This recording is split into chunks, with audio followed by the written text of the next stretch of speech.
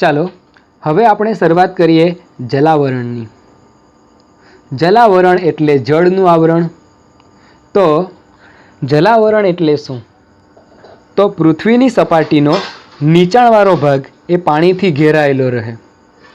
પૃથ્વીની સપાટીનો નીચાણવાળો ભાગ પાણીથી ઘેરાયેલો રહે અને તે જલાવરણ તરીકે ઓળખાય છે. એટલે જલાવરણની વ્યાખ્યા એકદમ સિમ્પલ કે ભાઈ પૃથ્વીની સપાટીનો નીચાણવાળો ભાગ પાણીથી ઘેરાયેલો રહે છે, તેને જલાવરણ તરીકે ઓળખાય છે. ઓકે, બીજો મુદ્દો જોઈએ. તો પૃથ્વી સપાટી પર, આ પૃથ્વીની સપાટી ઉપર ભૂમિ વિસ્તાર છે તેના કરતાં પાણી વિસ્તારનું પ્રમાણ વધારે છે. પૃથ્વી ઉપર ભૂમિ વિસ્તાર કરતાં પાણી વિસ્તારનું પ્રમાણ કેવું છે? વધારે છે.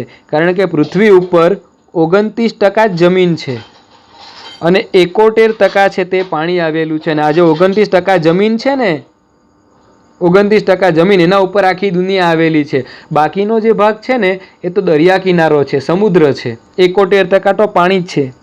કેટલા ટકા જમીન છે? 29%. એટલે પૃથ્વી સપાટી ઉપર ભૂમિ વિસ્તાર કરતાં પાણી વિસ્તાર વધારે આવેલો હોય છે. ભૂમિ વિસ્તાર કેટલો છે? 29%. એટલે કે મૃદાવરણ 29%. અને પાણી વિસ્તાર કેટલો છે? તો 71%. એટલે 71% તો પાણી જ છે. એટલે જલાવરણ છે એ કેટલા ટકા ભાગ રોકે? પૃથ્વીનો 71% ભાગ રોકે. મૃદાવરણમાં આપણે જોયેલું, મૃદાવરણ કેટલા ટકા ભાગ રોકે? 29%. પણ જલાવરણ કેટલા ટકા ભાગ રોકે? પૃથ્વીની સપાટીનો 71% ભાગ રોકે છે. 3 મુદ્દા આવડી ગયા. પહેલી, જલાવરણની વ્યાખ્યા કે પૃથ્વીની સપાટીનો નીચાણવાળો ભાગ એ પાણીથી ઘેરાયેલો હોય એટલે એને આપણે જલાવરણ કહીએ. પછી પૃથ્વીની સપાટી પર ભૂમિ વિસ્તાર કરતાં પાણી વિસ્તારનું પ્રમાણ છે તે કેવું હોય? વધારે હોય. ભૂમિ વિસ્તાર કેટલા ટકા? 29%. અને પાણી વિસ્તાર કેટલા? 71%. પછી આપણે શું કીધું? જલાવરણ છે પૃથ્વીની સપાટીનો 71% ભાગ રોકે છે. હવે નેક્સ્ટ જોઈએ તો જલાવરણની અંદર વિશાળ જળભંડાર ધરાવતો ભાગ એને મહાસાગર કહેવાય. જલાવરણમાં બી કે જે વિશાળ જળભંડાર ધરાવે, વિશાળ જળભંડાર એટલે કે ખૂબ જ વધારે માત્રામાં પાણી ધરાવે, તો એવા ભાગને શું કહેવાય? મહાસાગર કહેવાય. એટલે જલાવરણમાં વિશાળ જળભંડાર ધરાવતો ભાગ મહાસાગર તરીકે ઓળખાય છે. અને એવા 4 મોટા મહાસાગરોના નામ અહીંયા આપેલા છે. પહેલો છે પેસિફિક મહાસાગર, એટલાન્ટિક મહાસાગર, હિન્દ મહાસાગર અને આર્કટિક મહાસાગર. પેસિફિક મહાસાગર, એટલાન્ટિક મહાસાગર, હિન્દ મહાસાગર અને આર્કટિક મહાસાગર. રેડી? એટલે જલાવરણની અંદર વિશાળ જળભંડાર ધરાવતો ભાગ હોય તેને શું કહેવાય? મહાસાગર કહેવાય. મહાસાગર કેટલા છે? 4. પેસિફિક, એટલાન્ટિક, હિન્દ મહાસાગર અને આર્કટિક મહાસાગર. ઓકે, નેક્સ્ટ મુદ્દા તરફ આપણે આગળ વધીએ.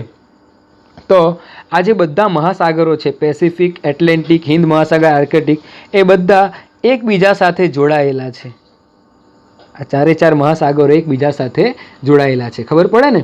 એટલે અહીંયા પહેલાં જલાવરણની વ્યાખ્યા, પછી ભૂમિ વિસ્તાર કરતાં પાણી વિસ્તાર વધારે છે, જલાવરણ 71% ભાગ રોકે, જલાવરણમાં વિશાળ જળભંડાર ધરાવતો ભાગ એને મહાસાગર કહેવાય. પછી 4 મહાસાગરો પેસિફિક, એટલાન્ટિક, હિન્દ અને આર્કટિક, આ બધા એકબીજા સાથે જોડાયેલા છે. હવે એનાથી વિશેષ આગળનો મુદ્દો જોઈએ આપણે. તો ભૂમિ વિસ્તારો પાસે આવેલા સ્થાનિક જળ વિસ્તારો એને શું કહેવાય? તો સમુદ્ર કહેવાય, ઉપસાગર કહેવાય, અખાત કહેવાય અથવા તો સમુદ્રધુની કહેવાય. ભૂમિ વિસ્તારો પાસે આવેલા એટલે કોઈક ગામ છે અને તેની પાસે જો કોઈ જળ વિસ્તાર આવેલો હોય તો એને સમુદ્ર કહેવાય, ઉપસાગર કહેવાય, અખાત કહેવાય અથવા તો સમુદ્રધુની કહેવાય. હવે ધારો કે નવસારી છે આપણું, તો નવસારી છે એની નવસારી છે એ ભૂમિ વિસ્તાર છે અને એના નજીકની અંદર એક જળ વિસ્તાર આવેલો તે એટલે દાંડી. એ દાંડીનો દરિયો નવસારીની નજીક પડે તો એને આપણે શું કીધો? દરિયો અથવા તો એને સમુદ્ર કહેવાય. તે રીતના વલસાડ એ ભૂમિ વિસ્તાર છે, વલસાડ ભૂમિ ઉપર આવેલું છે અને એના નજીકમાં જે જળ વિસ્તાર આવેલો છે તે તિથલ, તો એ તિથલને આપણે શું કીધો? સમુદ્ર કીધો. એટલે જે ભૂમિ વિસ્તાર હોય તેની પાસે આવેલા સ્થાનિક જળ વિસ્તારો એને સમુદ્ર, ઉપસાગર, અખાત અથવા તો સમુદ્રધુની કહેવામાં આવે. અને પૃથ્વી પરના જે મહાસાગરો છે ને તે કેવા હોય? તો વિશાળ અને ઊંડા, ખૂબ જ વિશાળ અને ઊંડા હોય. કોણ? તો મહાસાગર. ભૂલતા નહીં, તો આટલે સુધીનું રિપીટ કરી લઈએ. જલાવરણ કોને કહેવાય? તો પૃથ્વીની સપાટીનો નીચાણવાળો ભાગ પાણીથી ઘેરાયેલો હોય તેને જલાવરણ કહેવાય. પછી પૃથ્વીની સપાટી પર ભૂમિ વિસ્તાર કરતાં પાણી વિસ્તારનું પ્રમાણ કેવું છે? વધારે છે. ભૂમિ વિસ્તાર 29% છે અને પાણી વિસ્તાર 71% છે. એટલે જલાવરણ છે પૃથ્વીની સપાટીનો 71% ભાગ રોકે. આટલી વસ્તુ આવડે. પછી જલાવરણમાં વિશાળ જળભંડાર ધરાવતો ભાગ એને મહાસાગર કહેવાય. અને એવા 4 મોટા મહાસાગરો પેસિફિક, એટલાન્ટિક, હિન્દ અને આર્કટિક મહાસાગર છે જે એકબીજા સાથે જોડાયેલા હોય. પછી ભૂમિ વિસ્તારો પાસે આવેલા સ્થાનિક જળ વિસ્તારો એને સમુદ્ર કહેવાય, ઉપસાગર કહેવાય, અખાત અથવા તો સમુદ્રધુની કહેવાય. આ જે મહાસાગરો છે તે કેવા છે? વિશાળ અને ઊંડા છે. કેટલીક જગ્યાએ એમની ઊંડાઈ કેટલી છે? તો 10 થી 11 કિલોમીટર જેટલી ઊંડી ખાઈ હોય.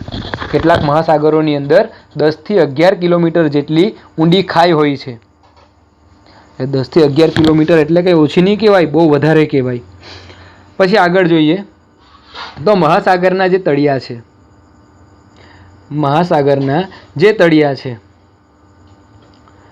તે પણ પૃથ્વી સપાટીની જેમ ઊંચા પહાડો, વિશાળ મેદાનો, ઉચ્ચ પ્રદેશો અને ખીણો જેવા સ્વરૂપોના બનેલા હોય. મહાસાગરના તળિયા શેના બનેલા હોય? તો પહેલું ઊંચા પહાડો, વિશાળ મેદાનો, ઉચ્ચ પ્રદેશો અને ખીણો. મહાસાગરના તળિયા શેના બનેલા હોય? તો ઊંચા પહાડો, વિશાળ મેદાનો, ઉચ્ચ પ્રદેશો અને ખીણો. ઊંચા પહાડો, વિશાળ મેદાનો, ઉચ્ચ પ્રદેશો અને ખીણો આ સ્વરૂપના બનેલા હોય આ તમારા મહાસાગરના તળિયા. ઓકે, હજી આગળ વધીએ તો પૃથ્વી પરના પાણીના જથ્થાનું જે ભાગ છે એમાંથી 97% ભાગનું પાણી છે ને એ સમુદ્રમાં આવેલું છે. પૃથ્વી ઉપર જેટલો પણ પાણીનો જથ્થો છે, પૃથ્વી ઉપરની વાત કરું છું, તો એ પૃથ્વી ઉપરના પાણીના જથ્થાના 97% પાણી છે ને એ તો સમુદ્રમાં એટલે કે દરિયામાં આવેલું છે. પૃથ્વી પરના પાણીના જે કુલ જથ્થો છે એમાંથી 97% પાણી એ સમુદ્રમાં આવેલું છે અને બાકી 97% સમુદ્રમાં છે. તો બાકી રહ્યું 3%. એ 3% પાણી ક્યાં આવેલું છે? તો બંને ધ્રુવો ઉપર આવેલું છે. બંને ધ્રુવો એટલે દક્ષિણ ધ્રુવ અને ઉત્તર ધ્રુવ ઉપર આવેલું છે. બીજું છે તે હિમાલય પર આવેલું છે પાણી, જે બરફ સ્વરૂપે છે અને ઊંચા પર્વતો પર પણ એ બરફ સ્વરૂપે આવેલું છે. એટલે પૃથ્વી પરના પાણીના જથ્થાના 97% પાણી સમુદ્રમાં, બાકી રહ્યું 3%. તો એમાંથી ક્યાં આવેલું? તો બંને ધ્રુવો પર. બંને ધ્રુવો એટલે કયા? ઉત્તર ધ્રુવ અને દક્ષિણ ધ્રુવ. બાકીનું પાણી છે તે હિમાલય અને ઊંચા પર્વતો પર બરફ સ્વરૂપે આવેલું છે. ત્યારબાદ બીજું પાણી ક્યાં છે? તો સરોવરોમાં છે, નદીમાં છે અને પૃથ્વીના પેટાળમાં, જેને આપણે ભૂગર્ભ જળ કહીએ ને. એટલે આપણે જ્યારે મોટર કરાવીએ અથવા તો બોર કરાવીએ તો જમીનને ખોદીને અંદરથી પાણી કાઢીએ તો એ પાણી છે તે પૃથ્વીના પેટાળનું પાણી, એને આપણે કહીએ ભૂગર્ભ જળ. એટલે આ મુદ્દો ક્લિયર થઈ ગયો ને કે પૃથ્વી પરના પાણીનો જે કુલ જથ્થો છે એમાંથી 97% પાણી એ સમુદ્રમાં, બાકી રહ્યા 3%. તો એમાંથી બાકી રહ્યા 3% પાણી ક્યાં છે? તો બંને ધ્રુવો પર એટલે ઉત્તર ધ્રુવ અને દક્ષિણ ધ્રુવ.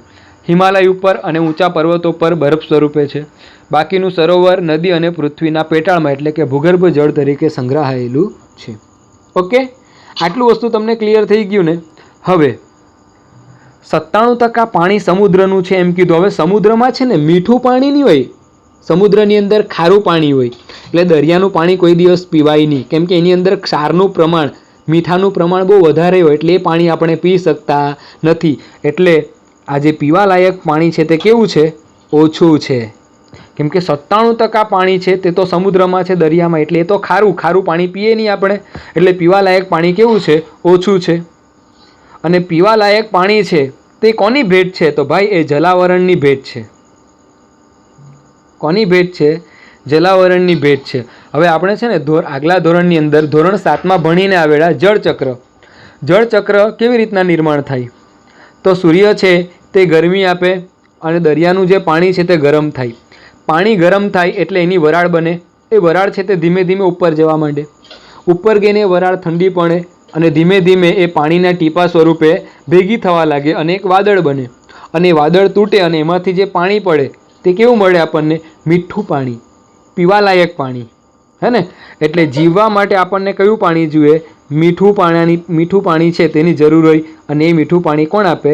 વરસાદ આપે. પણ એ વરસાદ ક્યારે પડે? જો દરિયો ના હોય તો વરસાદ પડે ખરો? દરિયો જ નહીં હોય તો પછી બાષ્પીભવન થઈને વરાળ ઉપર જાય જ નહીં અને ઉપર વાદળ બને નહીં ને વરસાદ પડે જ નહીં. એટલે આ જે મીઠું પાણી છે તે પણ આપણને કોની ભેટ છે? તો જલાવરણની ભેટ છે. જલાવરણમાં બધું જ આવી જાય. પાણી જ્યાં જ્યાં છે ને એ બધું જલાવરણમાં આવી જાય. ઓકે, એટલે આટલું વસ્તુ ક્લિયર થઈ ગયું. બહુ લાંબી થિયરી છે પણ આપણે સ્ટેપ બાય સ્ટેપ શીખીને આવ્યા છે એટલે આપણે આવડી જાય. ઓકે, હવે આપણે આગળ વધીએ. તો સમુદ્રમાંથી આપણને શું મળે? તો સમુદ્રમાંથી આપણને પહેલું મૂલ્યવાન રસાયણો મળે, ખનિજો મળે, મીઠું નમક સોલ્ટ મળે અને માછલા મળે. મૂલ્યવાન રસાયણો, બીજું ખનિજો, ત્રીજું મીઠું અને માછલા. આ આપણને ક્યાંથી મળે? સમુદ્રમાંથી. મૂલ્યવાન રસાયણો, ખનિજો, મીઠું અને માછલા ક્યાંથી મળે? સમુદ્રમાંથી મળે. સમુદ્રમાં છે જો પૃથ્વી ઉપર જે રીતના સજીવ સૃષ્ટિ છે તેમ સમુદ્રની અંદર પણ જીવસૃષ્ટિ વસવાટ કરે. ઘણા બધા પ્રકારની માછલીઓ, મગર, કાચબા, સાપ, ઘણા બધા પક્ષીઓ, આ બધા ક્યાં રહેતા હોય? તો સમુદ્રમાં. એટલે સમુદ્રની અંદર પણ જીવસૃષ્ટિ શું કરે? તો વસવાટ કરે છે. બરાબર? એટલે સમુદ્રની અંદર જીવસૃષ્ટિ આવેલી છે. બીજું, મહાસાગરોના જે મોજા છે, એનો જે પ્રવાહ છે, એની જે ભરતી છે, એનો ઉપયોગ કરીને વિદ્યુત શક્તિ મેળવવામાં આવે. મહાસાગરોના મોજામાંથી પ્રવાહો છે, પછી ભરતીનું જે પાણી આવે તો તેમાંથી વિદ્યુત શક્તિ એટલે કે વીજળી પેદા કરવામાં આવે. ભાઈ, તમે મોટા થશો ને, ધોરણ 10માં આવશો ને ત્યારે તમને આ બધું ખબર પડશે કે પાવર પ્લાન્ટમાંથી કેવી રીતના જનરેટ કરવામાં આવે, ટર્બાઇન કેવી રીતના કામ કરે, એમાંથી વીજળી કેવી રીતે પેદા થાય. એટલે અત્યારે ખાલી તમે યાદ રાખો, ધોરણ 10માં આવશો ને ત્યારે તમને ભણાવીશ કે કેવી રીતના આ દરિયાના મોજા, પ્રવાહો અને ભરતીમાંથી વીજળી પેદા કરવામાં આવે. ઓકે, એટલે દરિયાનો ઉપયોગ બીજો શું થાય? તો એક તો દરિયો છે તે ઘણી બધી જીવસૃષ્ટિ માટે નિવાસસ્થાન છે. પછી એ દરિયો છે અથવા મહાસાગરના મોજા, પ્રવાહ, ભરતીમાંથી વિદ્યુત શક્તિ પેદા કરી શકાય. અને ત્રીજી વસ્તુ કે એનો આપણે જળમાર્ગ તરીકે પણ ઉપયોગ કરી શકીએ. પ્રકરણ 1માં ભણીને આવેલા વાસ્કો દ ગામા એ ભારતમાં આવેલો. તો એ કંઈ રસ્તે ચાલતો નહોતો આવેલો કે એરોપ્લેન લઈને પણ નહોતો આવેલો. એ કયા માર્ગે આવેલો? જળમાર્ગે. એટલે સમુદ્રનો બીજો ઉપયોગ શું થાય? તો જળમાર્ગ તરીકે. એટલે સમુદ્રમાંથી શું મળે? તો મૂલ્યવાન રસાયણો મળે, ખનિજો મળે, મીઠું મળે, માછલા મળે. સાથે સાથે સમુદ્ર શાના માટે ઉપયોગી છે? તો ઘણા બધા જીવસૃષ્ટિ માટે નિવાસસ્થાન છે. મહાસાગરોના મોજા, પ્રવાહ, ભરતીમાંથી વિદ્યુત શક્તિ એટલે કે વીજળી પેદા કરી શકાય અને એની સાથે સાથે જળમાર્ગ તરીકે પણ આપણને ઉપયોગી છે. ઓકે, તો ચાલો ફરી વખત આખું રિપીટ મારીએ એટલે આપને તાજું થઈ જાય. તો જલાવરણ એટલે શું? તો પૃથ્વીની સપાટીનો નીચાણવાળો ભાગ એ પાણીથી ઘેરાયેલો હોય એટલા માટે એને જલાવરણ કહેવાય. હવે પૃથ્વીની સપાટી ઉપર ભૂમિ વિસ્તાર કરતાં પાણીનો વિસ્તારનું પ્રમાણ કેવું છે? વધારે છે. ભૂમિ વિસ્તાર 29%, પાણી વિસ્તાર 71%. જલાવરણ છે એ પૃથ્વીની સપાટીનો 71% ભાગ રોકે છે. જલાવરણમાં વિશાળ જળ ભંડાર ધરાવતો ભાગ એને આપણે શું કહીએ? મહાસાગર. એવા 4 મહાસાગરો છે: પેસિફિક મહાસાગર, એટલાન્ટિક મહાસાગર, હિન્દ મહાસાગર અને આર્કટિક મહાસાગર. આ એકબીજા સાથે જોડાયેલા હોય છે. પછી ભૂમિ વિસ્તારો પાસે આવેલા સ્થાનિક જળ વિસ્તારો, આપણે તિથલ અને દાંડીનું ઉદાહરણ આપ્યું હે ને, તો તેને સમુદ્ર, ઉપસાગરો, અખાત અથવા તો સમુદ્રધુની કહેવામાં આવે છે. મહાસાગરો છે તે કેવા હોય? વિશાળ અને ઊંડા હોય છે. મહાસાગરોની અંદર 10 થી 11 કિમી જેટલી ઊંડી ખાઈઓ પણ જોવા મળી છે. મહાસાગરના તળિયા શેના બનેલા? તો ઊંચા પહાડો, વિશાળ મેદાનો, ઉચ્ચ પ્રદેશો, ખીણો જેવા સ્વરૂપોના બનેલા છે. ઓકે, ત્યાર પછી આપણે શું કીધું? તો પૃથ્વી પરના પાણીના જથ્થાના 97% પાણી સમુદ્રમાં છે. બાકી બચ્યું આપણું આ 3%. તો એમાં 3%માંથી અમુક પાણી ક્યાં છે? તો બંને ધ્રુવો ઉપર છે. અમુક છે તે હિમાલય અને ઊંચા પર્વતો પર એ બરફ સ્વરૂપે છે. પછી સરોવર, નદી અને પૃથ્વીના પેટાળમાં એ પાણી આવેલું છે. 3% હે ખાલી. હવે એમાંથી પીવાલાયક પાણી છે તે કેવું છે?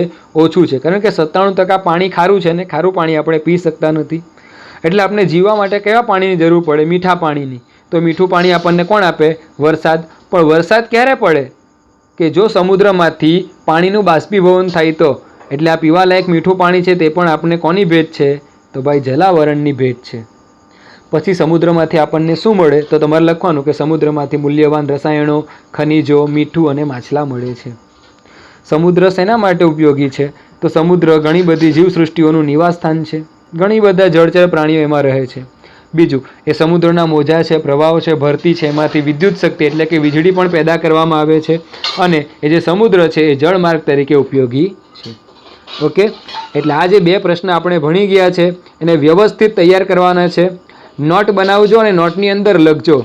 આ જે ભણાવ્યું છે તે નથી લખવાનું, આ તો જસ્ટ એક મેમરી ચાર્ટ છે, પણ તમે પાઠ્યપુસ્તકનો ઉપયોગ કરજો અને એમાંથી વ્યવસ્થિત મુદ્દા પાડીને આખા વાક્ય લખજો. અહીંયા મેં ટૂંકમાં લખેલું કે પીવાલાયક ઓછું, જલાવરણની ભેટ.